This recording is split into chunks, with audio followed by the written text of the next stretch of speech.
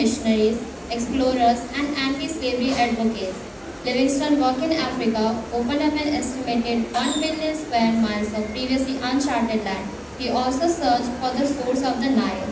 Early years, Livingstone was born into a poor family living in Blantyre, Scotland in 1813. He had 3 brothers and 1 sister, which were crowded in a 2-room house. While in school at age 10, he worked at a local cotton mill 14 hours a day. At a young age, Livingstone was fascinated by medical science and theology. He studied both of these areas and graduated from the University of Glasgow in 1838 with a degree in theology and medicine. After college, he traveled to London to train for missionary work. He tried to travel to China as a missionary in 1838, but the Opium War in China blocked his access. The Missionary Society in London hesitated to sponsor Livingstone because they did not believe that his speaking style was polished enough. Soon, he met Robert Moffat, a missionary to Cape Town, Africa. While attending one of Moffat's lectures, Livingstone was struck by Moffat's account of Africa.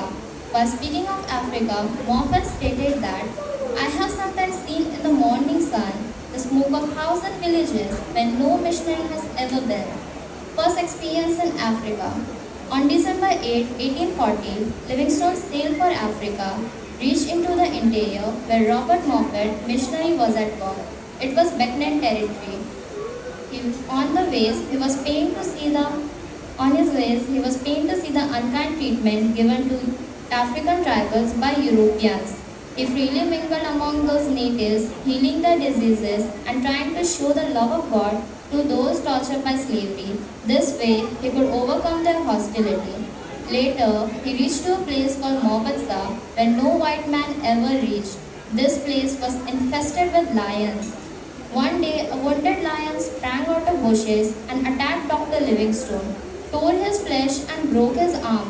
Even after he could not raise his arm without shooting it, after he could not shoot without experiencing great pain in arm. Marriage. In January 1845, Dr. Livingstone got married to Moffat's daughter, Mary. To them, 6 children were born, though initially he moved Mary to Africa and settled in Kolobeng. Self-denial and losses. Dr. Livingstone thought if a way is opened from the interior to coast, civilization, Christianity, and commerce would freely reach to these poor slaves of Africa. He had explored the highway. The explored road by him was called the Highway of Christianity. He had also discovered the Zambezi River after 7 months of hardship of traveling into the interior. This expedition was full of teaching, healing, preaching, and making the notes of geography of Africa. Dr. Livingstone was greatly opposed by Europeans who promoted slavery in Africa. They looted him and destroyed his home at times. Also, he witnessed the horror of cannibalism, polygamy, broken families, diseases like dengue, malaria, bodies and skeletons of dead people who were killed by the brutalities by their owners. Dr. Livingstone was received well and loved by the Africans due to his noble ways and talking to them by showing love and respect and treating their sicknesses. First exploration. In 1845, Dr. Livingstone settled in Kolobeng, where Seychelles, the chief of Quena tribe, became his first convert. Dr. Livingstone was always filled with one passion. Who will penetrate the heart of Africa? He would say, "I shall open up a path into the interior or perish." Just imagine if there was no map of Africa, then nor any roads to travel north. Hence, he was known as the greatest explorer of Africa. After days of exploration, going without water for days and facing a lot of difficulties, he passed over the Kalahari Desert and discovered the Ngami Lake. Though the chief of tribe welcomed him, the place was too unhealthy to make a suitable mission station. Return to England. Dr. Livingstone had to return to England and resettle his family to Scotland in 1852. He was forced to do so due to Mary's poor health and family's need for education and security. Due to this, he and his family were separated for most of his life. Mary, his wife, and 4 of his children had had to went through a lot of sufferings. He had already lost his two children earlier. On his return to England, he was welcomed like a hero. Royal Geographical Society awarded him the highest honor and gold medal. Use of knowledge in exploring. As he traveled, he calculated the latitude and longitude of his area. He also used his scientific knowledge in measuring the temperature of water and elevation. Livingstone discovered Victoria Fall, which he named after the English Queen in 1855. In his travel, he became the first European to travel the distance across the southern Africa. Royal Society and books. He returned to Britain and spent 6 months in Glasgow, Scotland, talking before the Royal Society, Royal Geography Society, and the College of Physicians. In 1856, he wrote a book documenting his discoveries entitled A Missionary Travels and Researches About South Africa. This book sold over 70,000 copies and was a bestseller. In November 1857, he published his Missionary Travel, a book which thoroughly reflects the man and his delightful reading. A second edition was called for before the first of 12,000 copies was issued, and the generous conduct of John Murray, the publisher, made the work a small fortune for Dr. Livingstone, who spent most of the money on his exploration. Return to Africa and losing his wife. Livingstone returned to Africa in 1858. This time, along with mission work, he carried out exploration in Central Africa. He lost his wife due to malaria in 1862. Livingstone was having a hard time with his exploration. At one point, some European members of his exploration had a fight and nearly mutinied. He again returned home in England in 1864 and began publishing material on the horror of the slave trade. After returning to Africa in 1865, he set out on a personal obsession of finding the source of the Nile River. Rumor of his death. During his time exploring, his correspondence with Europe was cut short and word spreaded that he had died. It was later found out that his crew had deserted him and lied about his death. An American newsman, journalist for the New York Herald, Henry Stanley, was later sent out to find Dr. Livingstone. After 8 months of searching, Stanley found Dr. Livingstone in the town of Ujiji on the shore of the Lake Tanganyika on his November 10, 1871, greeting him with now famous words, "Dr. Livingstone, I presume?" Livingstone responded, "Yes, I feel thankful that I am here to welcome you." An atheist converted to Christianity. The two explored the Lake Tanganyika together. Then Stanley returned and filed a report of his exploration. Stanley came to Africa as an atheist but was converted to Christianity. He recalled his experience with Livingstone. "It was not Livingstone's preaching that converted me. It was Livingstone's living." He got ill while exploring with Livingstone, so Stanley had to leave for America. Although Livingstone was offered to travel back to Europe, he refused, saying, "Death alone will put a stop to my efforts." Death of a great missionary with crazy faith. In April 1873, Livingstone wrote, "I am pale, bloodless, and weak from bleeding profusely ever since the 31st of March. An artery gives off a copious stream and takes away my strength." On April 27, 1873, David Livingstone died while praying. Livingstone's heart was buried in Africa under a mola tree. The rest of his body was buried in Westminster Abbey. The Royal Geography Society held a meeting to commemorate Livingstone. They stated, "In the course of his wonderful career, Livingstone served 3 masters. As a missionary, he was a sincere and zealous servant of God.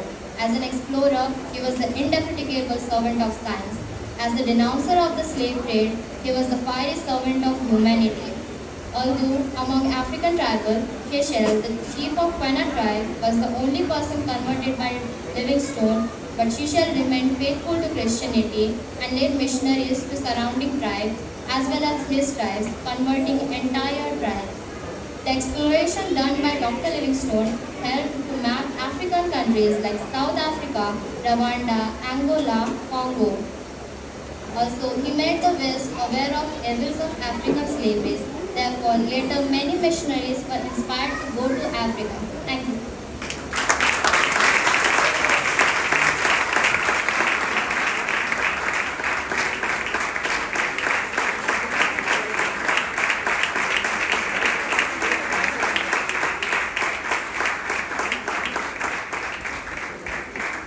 That was wonderful, Geeta, and yes, thank you for the applause. It was really, really appreciable to remember these details of Dr. David Livingstone's life. We will be listening to the story in Hindi as well by David Livingstone का जीवन। Livingstone ये एक Scottish missionary थे। वे doctor और खोज करने वाले थे। वे खोज के अपने काम के लिए जाने जाते थे। मध्य अफ्रीका में यीशु मसीह का प्रचार करने के लिए और दास व्यापार के विरोध में लड़ाई करने वाले व्यक्ति के रूप में प्रचलित थे। कुछ लोग उन्हें अफ्रीकन मिशनरियों में से सबसे बड़ा मिशनरी, खोजकर्ता तथा गुलामी विरोधी समर्थक के रूप में जानते थे। डॉक्टर लिविंगस्टन अफ्रीका के एक ऐसे जगह गए जहाँ उनसे पहले कोई नहीं गया था। शहर से करीब करीब 1 मिलियन मील की दूरी पर रहने वाले लोगों तक वे पहुंचे। उन्होंने नील नदी की खोज की। शुरुआती दिन डॉक्टर लिविंगस्टन ब्लैंटायर, स्कॉटलैंड में गरीब परिवार में 1813 में पैदा हुए। उनके 3 भाई और 1 बहन थी। उनका परिवार 2 कमरे वाले छोटे से घर में रहा करते थे। उनके स्कूल जाने के दिनों में उनकी उम्र के 10 साल में वे एक कॉटन मिल में 14 घंटे तक काम किया करते थे।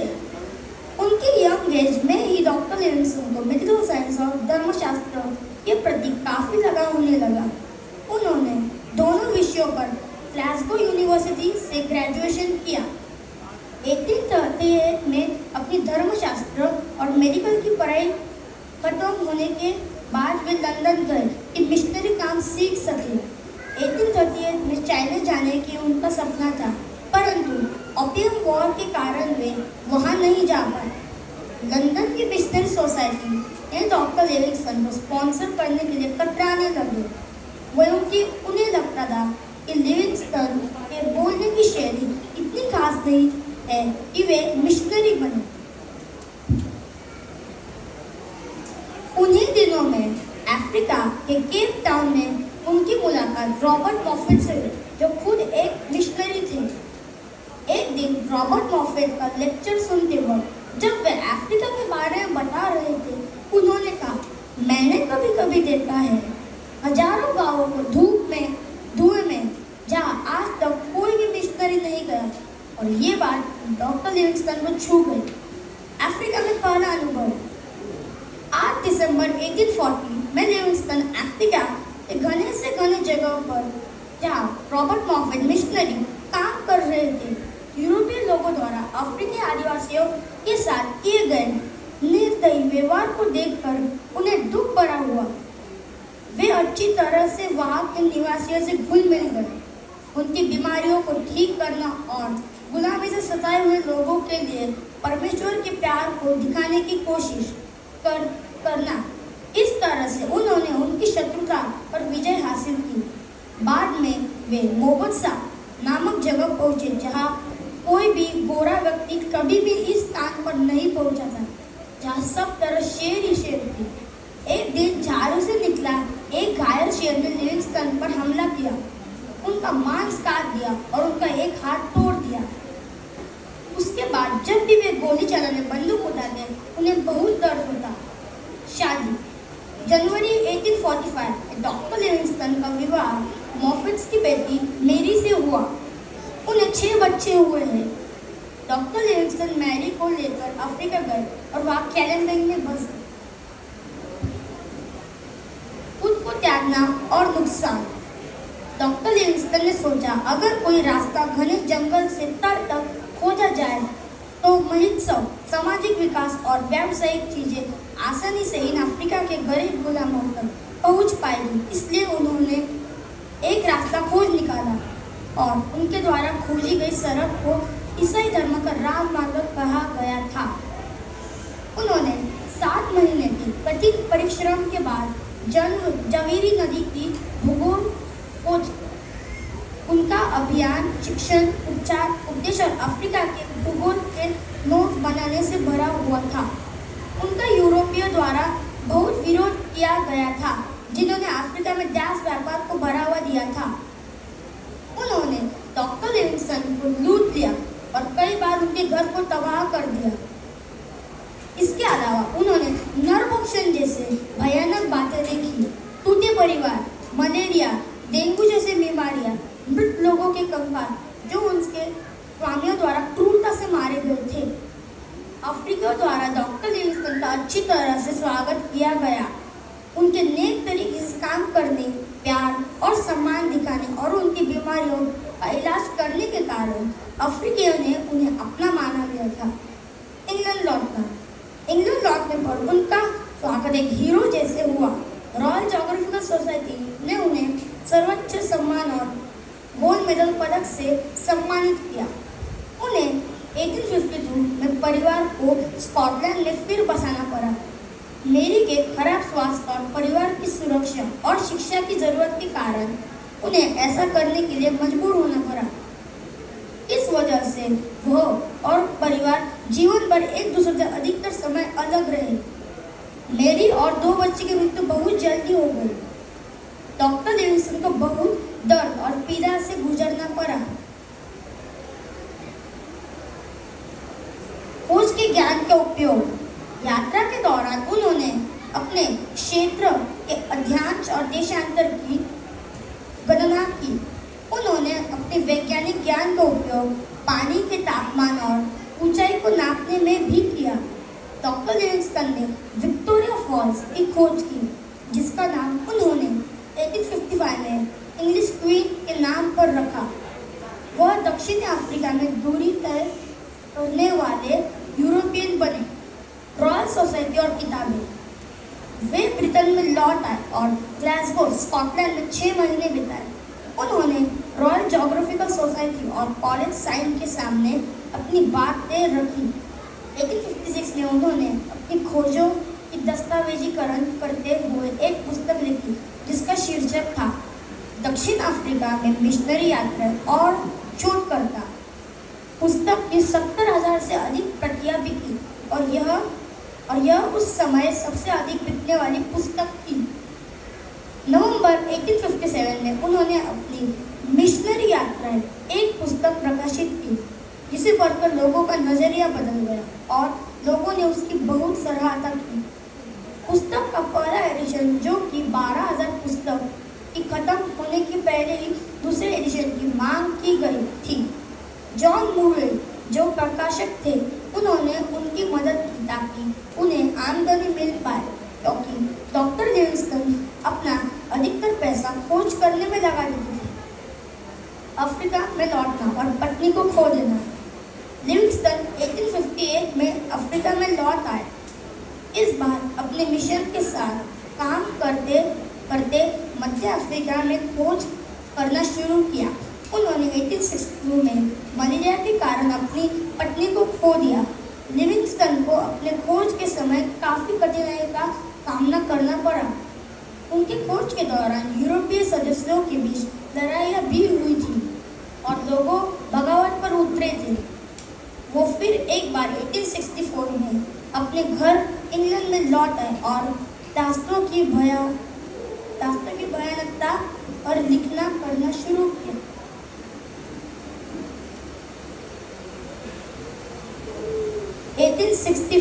में अफ्रीका लौटने के बाद उन्हें नील नदी के स्रोत को खोजने का जुनून सा था, तो वे उसकी खोज के लिए निकल पड़े। उनकी मौत की अफवाह। उनकी खोज के दौरान डॉक्टर लिविंगस्टन का यूरोप के साथ कोई पत्र व्यवहार बातचीत नहीं हो पाई, इसलिए लोगों ने यह बात फैल गई कि डॉक्टर लिविंगस्टन की मृत्यु हो गई। बाद में पता चला कि उन्हें दल ने छोड़ दिया और उनकी मृत्यु के बारे में झूठ बोला गया था। अमेरिकी पत्रकार, जो कि न्यूयॉर्क हेराल्ड समाचार पत्र के पत्रकार हेनरी स्टेनली को भेजा गया कि उनका पता लगा। 8 महीने के खोजबीन के बाद स्टेनली ने लिविंगस्टन को अजीजी नामक के शहर में तंगाइका लेक के तट पर 10 नवंबर 1871 में पाया और उनका अभिवादन किया। जो शब्द अभी काफी प्रचलित है, मैं मानता हूँ डॉक्टर लिविंगस्टन। डॉक्टर लिविंगस्टन ने जवाब दिया, हाँ, मैं आभारी महसूस करता हूँ कि मैं यहाँ आपका स्वागत करने के लिए हूँ। नास्तिक मसीह में परिवर्तित होना। दोनों ने नील के तंगाई का लेख की खोज की और कुछ दिनों बाद स्टेनली वापस लौटे और अपनी खोज की रिपोर्ट दर्ज कराई। स्टेनली एक नास्तिक के रूप में अफ्रीका आए थे, लेकिन वे मसीह में परिवर्तित हो गए। वे लिविंगस्टन के साथ बातें और अनुभवों को याद करते थे और कहते थे, लिविंगस्टन के उपदेशों ने मुझे नहीं बदला, बल्कि लिविंगस्टन के जीवन ने मुझे परिवर्तित कर दिया। स्टेनली लिविंगस्टन के साथ खोज करते वक्त बीमार पड़ गए, इसलिए उन्हें अमेरिका लौटना पड़ा। जबकि डॉक्टर लिविंगस्टन को यूरोप में वापस बुलाने का न्योता भेजा गया, लेकिन उन्होंने यह कहते हुए मना कर दिया कि केवल मौत ही मेरे प्रयासों को रोक सकती। महान मिशनरी जो पागल के समान विश्वासी था, उसकी मौत। अप्रैल 1873 में डॉक्टर लिविंगस्टन ने लिखा, मैं पीला पड़ गया हूँ, रक्तहीन हो गया है। 31 मार्च से मेरी धामता प्लस आर्टरी कट जाने के कारण बहुत रक्तस्राव हो रहा है, जिसके कारण मैं कमजोर हो चुका हूँ। अप्रैल 27, 1873 में डॉक्टर लिविंगस्टन ने प्रार्थना करते समय अपनी अंतिम सांसें ली। उनकी मौत हो गई। डॉक्टर लिविंगस्टन का हाथ अफ्रीका के म्याला पेट के नीचे दफनाया गया और उनकी देह लंदन के वेस्टमिनिस्टर एबे में दफनाया गया। रॉयल ज्योग्राफिकल सोसाइटी ने डॉक्टर लिविंगस्टन की स्मृति में एक बैठक का आयोजन किया था, जिसमें उन्होंने कहा, अपने शानदार करियर के दौरान डॉक्टर लिविंगस्टन ने 3 मास्टर की सेवा की। पहला, एक मिशनरी के रूप में वह परमेश्वर का एक ईमानदार और उत्साही सेवक। दूसरा, एक खोजी के रूप में वे विज्ञान के अथक सेवक थे। तीसरा, दास व्यापार की निंदा के रूप में वह मानवता के उग्र सेवक थे। हालांकि अफ्रीकी आदिवासियों के बीच शिशेर, जो क्वेन जाति का प्रमुख था, केवल यही व्यक्ति लिविंगस्टन द्वारा परिवर्तित हुआ। शिशेर मसीह में विश्वास योग्य बना रहा और उसने जो मिशनरी वहां आते थे उनकी मदद करता रहा कि वे उसके आदिवासी जाति और आसपास के आदिवासी जनजाति तक वे पहुंचे और परमेश्वर का वचन उन तक पहुंचे और सब परिवर्तित हो जाए। डॉक्टर लिविंगस्टन द्वारा किए गए खोज ने दक्षिण अफ्रीका जैसे अफ्रीकन देशों का नक्शा बनाने में मदद की, जैसे दक्षिण अफ्रीका, रुवांडा, एंगोला, कॉन्गो। बाद में कई मिशनरी अफ्रीकी जाने के लिए प्रेरित हुए और डॉक्टर लिविंगस्टन ने अफ्रीकी गुलामी हमेशा के लिए मिटाने में लोगों की जागरूकता निर्माण किया।